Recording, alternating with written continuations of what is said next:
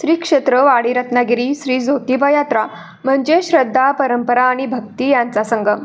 यंदाही बोरपाडे गावातील बोरपाडे ग्रुपने आपली 25 वर्षाची अखंड परंपरा जपत ज्योतिबा यात्रेसाठी पायी प्रवास केला।